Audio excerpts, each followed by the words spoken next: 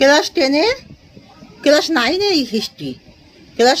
History, chapter 1 ফরাসি বিপ্লবের কয়েকটি দিক, নবম শ্রেণীর ইতিহাস, ক্লাস 9-এর ইতিহাস।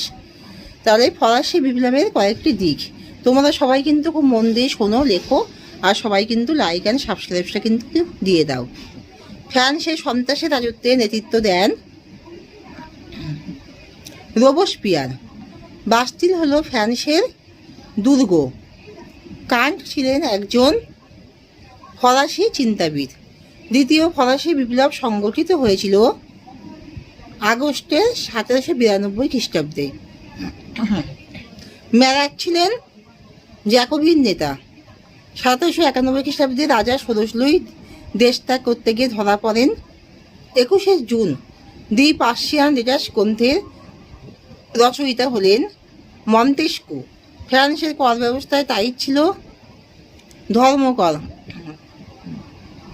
ফ্রান্সের প্রথম লিখিত সংবিধান রচিত হয় 1791 খ্রিস্টাব্দে। নূতন প্রজাতন্ত্র বর্ষপঞ্জি প্রবর্তিত হয় সন্ত্রাসের রাজত্বকালে।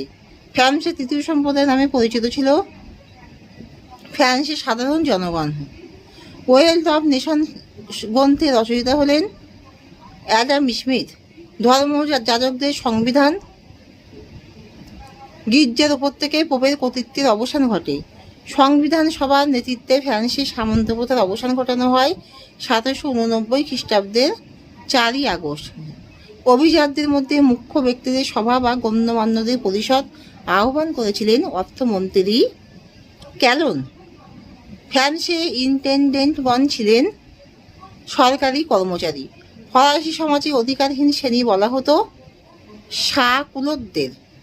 ফরাসি রাজ চতুর্দশ লুইয়ের শাসনকাল ছিল 1643 থেকে 1715 খ্রিস্টাব্দের। রাজা ষোড়শ লুই দেশ ত্যাগের উদ্দেশ্যে রওনা দিয়ে ফ্রান্সের যে স্থানে ধরা পড়েন তা হলো ভারেনে, ভয়কা রয়কা দন্তনয়িকা। প্রাক বিপ্লব যুগে ফ্রান্সি অর্থলোভ নেকড়ে বিচারকদের বলা হয়।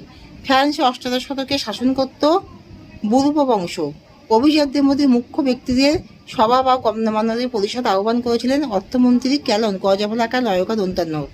নতুন প্রজাতন্ত্র বর্ষপঞ্জি প্রবর্তিত হয় সন্ত্রাসের রাজত্বকালে। ফ্রান্সের তৃতীয় সম্প্রদায় নামে পরিচিত ছিল ফ্রান্সের সাধারণ জনগণ। ফিজিও ক্যাটুগন ছিলেন এক শ্রেণীর অর্থনীতিবিদ। ফ্রান্সের সন্ত্রাসী রাজত্বের নেতৃত্ব দেন অ্যাবে সিয়েস নাকি রোবসপিয়ার নেতৃত্ব দেন। ফ্রান্স ছিল ভ্রান্ত অর্থনৈতিক জাদুঘর, একথা কে বলেছেন? Adam Smith.